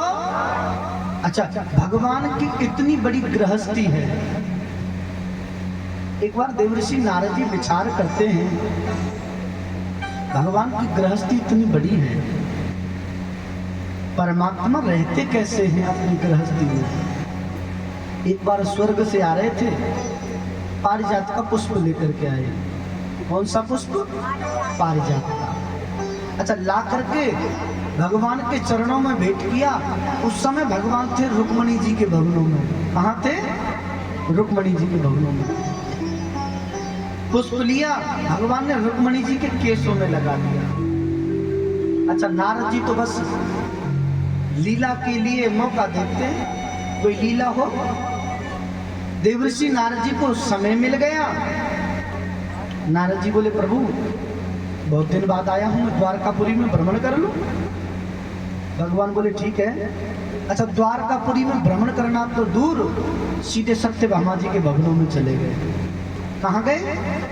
सत्यभामा जी के भवनों में। अच्छा, जा करके देवर्षि नारद जी कहने लगे, देवी मैं स्वर्ग में गया, स्वर्ग से पारिजात का पुष्प लेकर के आया। मैंने भगवान को भेंट किया वो पुष्प, भगवान ने वो पुष्प लिया, रुक्मणी जी के केसों में लगा दिया। जब मैंने भगवान से कहा प्रभु ये पुष्प, अरे सत्यभामा जी को दिखा दो, मैं पुष्प लेकर के आया हूं, तो पता है भगवान ने क्या कहा? सत्यभामा जी बोली क्या कहा? बोले भगवान ने कहा मुझसे, मैं तो रुक्मणी से प्रेम करता हूँ, सत्यभामा से प्रेम ही नहीं करता। बस फिर क्या था महाराज, आग लग गई। सत्यभामा जी अच्छा मुझसे प्रेम ही नहीं करते, बड़ी बहन से प्रेम करते हैं। आज सत्यभामा जी को बुरा लगा। एक पुरातन में एक भवन हुआ करता था जिसे कहते थे कोप भवन। जब गुस्सा आता, क्रोध आता, उस भवन में चले जाते, उस घर में, मकान में, कमरे में चले जाते अपनी बात मनवाने के लिए, है ना। यदि पत्नी किसी बात पर नाराज है पति से, तो वो कोप भवन में चली जाए, पति समझ जाता कि पत्नी किसी बात पर नाराज है। पति बेचारा समझ जाता, जाता बात करता, पूछता, समस्या का समाधान निकल जाता। आज पूरे घर को कोप भवन बना रखा है। रोटी बना रही है तो झाएं झाएं झाएं, भोजन कर रहे हैं तो झाएं झाएं, अरे महाराज सो रहे हैं तो सोने में भी झाएं झाएं। पूरे घर को कोप भवन बना रखा है। अच्छा सत्यभामा जी क्रोध कर रही हैं, कोप भवन में गई, ये समाचार परमात्मा को मिला, कोप भवन में चली गई सत्यभामा जी। परमात्मा ने आकर के पूछा देवी क्या बात है, उदास क्यों हो, कुछ बात है हमें अवगत कराओ। अच्छा सत्यभामा जी कोप भवन में क्यों गई पता है आपको? सब पत्नियों में से एक सत्यभामा ही ऐसी थी जो बात बात पर रूठ जाती थी। अच्छा क्यों रूठती थी पता है आपको? नहीं पता? इसलिए रूठती थी क्योंकि उनके पिताजी ने सैमंतक मणि दिए दहेज में। क्या दिए? अच्छा जो दहेज लेकर के आएगा, जो बहू दहेज लेकर के आएगी तुम्हें पनपति खवाएगी? बताओ जरा। तन कैसे कहेगी, सुनो मेरे बाप ने फॉर्च्यूनर गाड़ी दी है, 10 लाख हाथ पे दिए, ऐसा करो तुम रोटी अपने लिए बनाओ, 4 रोटी मेरे लिए भी बना लो। मेरे भाई बहन अच्छा एक बात बताओ, दहेज कौन मांगता है? बताओ जरा, दहेज कौन मांगता है? बेटी वाले या बेटा वाले? हैं? बेटा वाले। अच्छा कौन कौन कह रहे हैं बेटा वाले दहेज मांग रहे? हाथ खड़ा करो जरा, बताओ जरा, बताओ बताओ। हाँ कौन कौन कह रहे हैं कि बेटा वाले दहेज मांगते हैं? हाथ खड़ा करो। अच्छा कौन कौन ये कहते हैं कि बेटी वाले दहेज मांगते हैं? वो हाथ नीचे करके रखो, हाथ बंद करके रखो जो बेटी वाले दहेज मांगते हैं। अच्छा बेटी वाले मांगते सब लोग ये कहते हैं, तो फिर हाथ उठाओ। ये कहते हैं कि जो बेटी वाले दहेज नहीं मांगते, हाथ खड़े करो जरा। अच्छा मेरी दृष्टि में महाराज उल्टा है, बेटी वाले सबसे ज्यादा दहेज मांगते हैं। बेटी वाले सबसे ज्यादा दहेज कौन मांगता है? बेटी वाले। अच्छा बताओ कैसे, बताया आपको? सुनो, बेटी वाले इसलिए दहेज मांगते हैं, सबसे पहले बेटी वाला क्या देखेगा? लड़का सुंदर हो। क्या देखेगा? लड़का सुंदर हो। दूसरा क्या देखेगा? लड़का कमाऊ हो। तीसरा क्या देखेगा? लड़के पर मकान खुद का हो। चौथा क्या देखेगा? गांव में कुछ खेती क्यारी जमीन जायदाद भी हो। पांचवा क्या देखेगा? लड़का अकेला हो। क्या देखेगा? अकेला हो। लड़का सुंदर हो, लड़का कमाने वाला हो, लड़के का मकान खुद का हो, गांव में प्रॉपर्टी हो, और महाराज लड़का अकेला हो। इतनी सारी दहेज मांगेगा लड़की वाला। अकेला होना चाहिए, हमारी लड़की के योग्य होना चाहिए, कमाने वाला होना चाहिए, देखने में सुंदर होना चाहिए, मकान होना चाहिए, खेत होना चाहिए और अकेला होना चाहिए। इतनी सारी बातें देखने के बाद तब कहेगा हाँ महाराज हमें लड़का पसंद है। इतनी सारी बात तुम्हारी लड़के ने मान ली और लड़के का पिता कह दे भाई सुनो, तुमने 5 चीजें देखी, हम तो सिर्फ 2 चीज देखेंगे, एक फॉर्च्यूनर गाड़ी और 20 लाख हाथ पर। फॉर्च्यूनर गाड़ी और 20 लाख, रिश्ता पक्का। अरे महाराज लड़के वाले दहेज मांगते, फॉर्च्यूनर गाड़ी और 20 लाख मांगे, तो बताओ भैया तुम किसी जो बच्चा कमा नहीं रहा उसके साथ अपनी बेटी का विवाह करोगे? जिसके पास घर नहीं है, मकान किराए पे लेकर के रहता है, उसके साथ करोगे? जो लड़का देखने में सुंदर नहीं है, सांवला वर्ण है, उसके साथ विवाह करोगे? जिसके पास प्रॉपर्टी नहीं है, अपनी बेटी का विवाह करोगे? लड़के 4 भाई हैं, उसके साथ अपनी बेटी का विवाह करोगे? नहीं करोगे। जब आप इतना दहेज मांग रहे हो तो लड़के वाले ने एक बात मांग ली कि इतने दे दो, क्या बुराई कर? सबसे ज्यादा दहेज मांगते तो बेटी वाले मांगते हैं। मेरे कहने का मतलब सिर्फ इतना है, बेटी के लिए वर देखने के लिए जाओ, वर वधू का जोड़ा होता है, वर वधू का जोड़ा होता है। आज की स्थिति तो ये है महाराज, ऐसी स्थिति हो गई है, ना गुण मिले ना वर्ण मिले, कोई मतलब नहीं है, सिर्फ विवाह हो जाए। आज की स्थिति देख लो साहब, ये मतलब नहीं है, ये मतलब नहीं है किस वर्ण से है। किसी भी वर्ण का लड़का हो, किसी भी वर्ण की लड़की हो, विवाह हो जाए बस।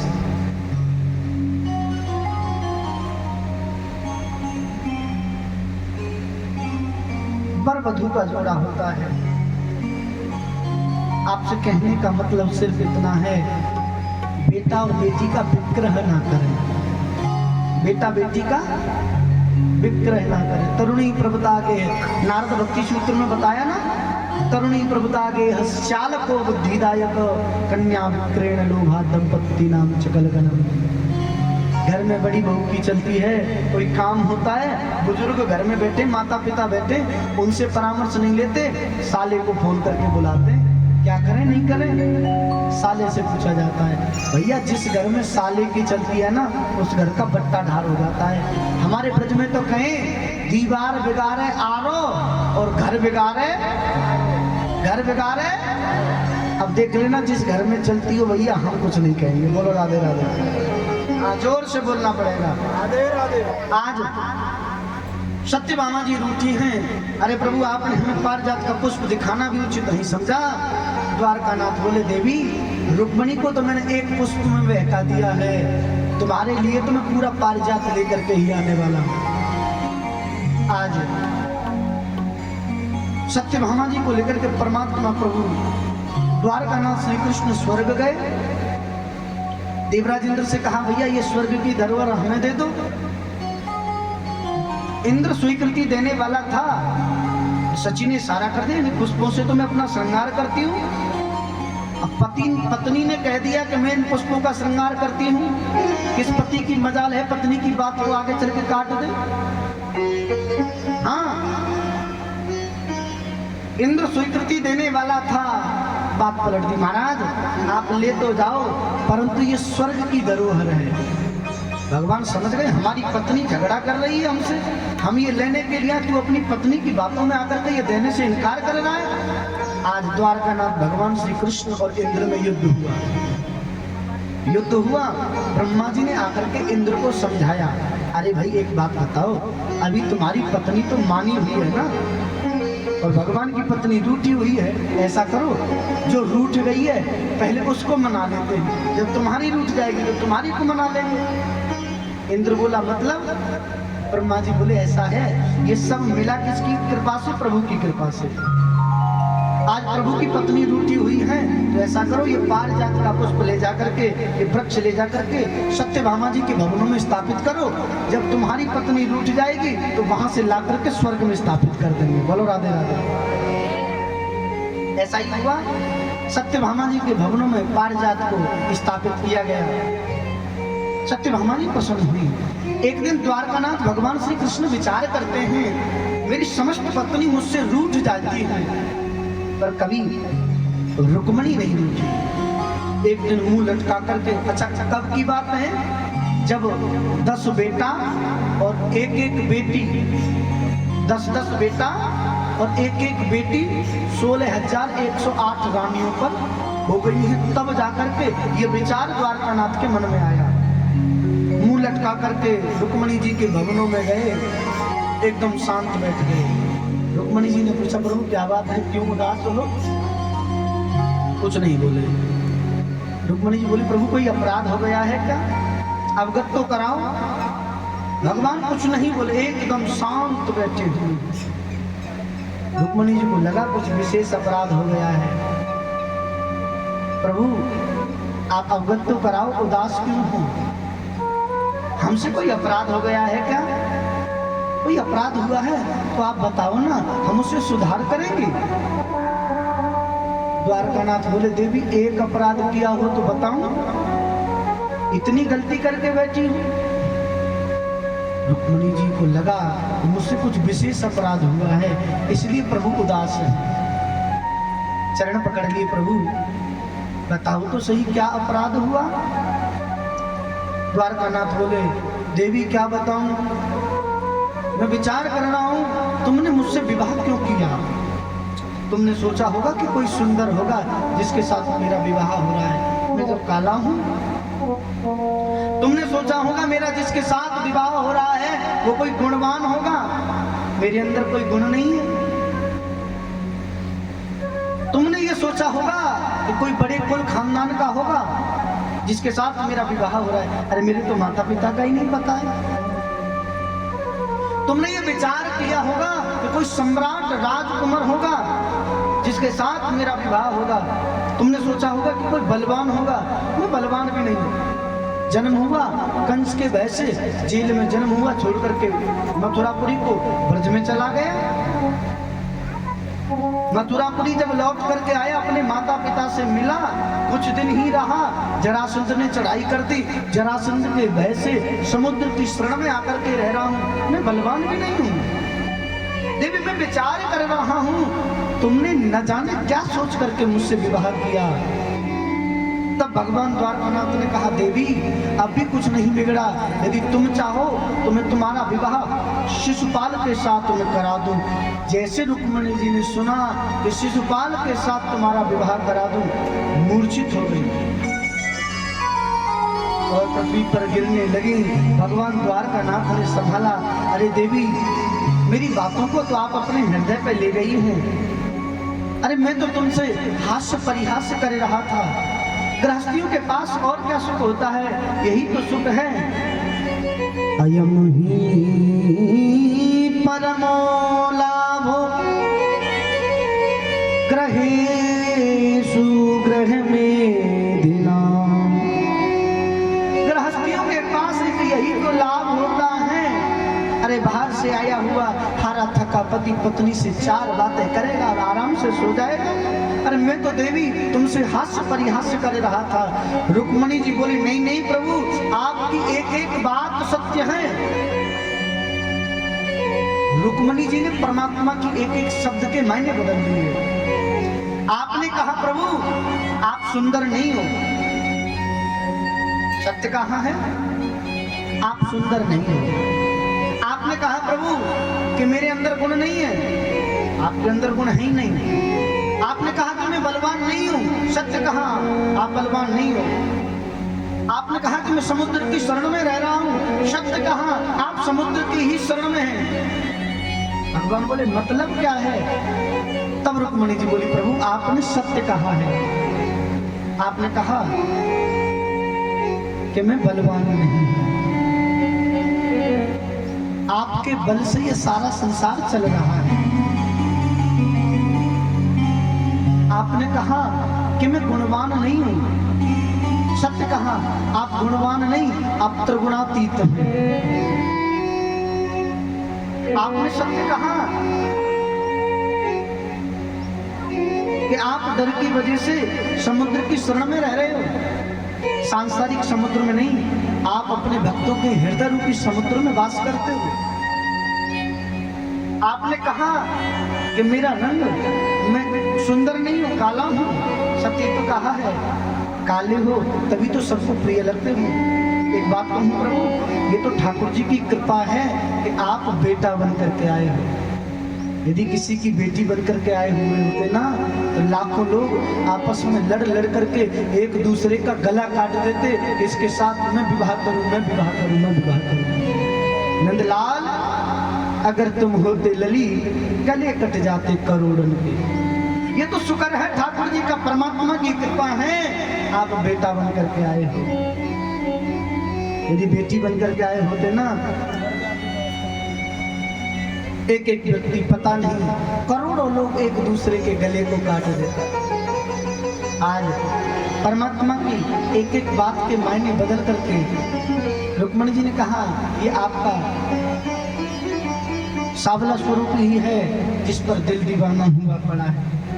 परमात्मा की सावरी सुंदर सावरी झांकी पर दिल सबका दीवाना है। बोलो राधे राधे, जोर से बोलना पड़ेगा। ठाकुर जी के स्वरूप कैसा है? हमारे बांके बिहारी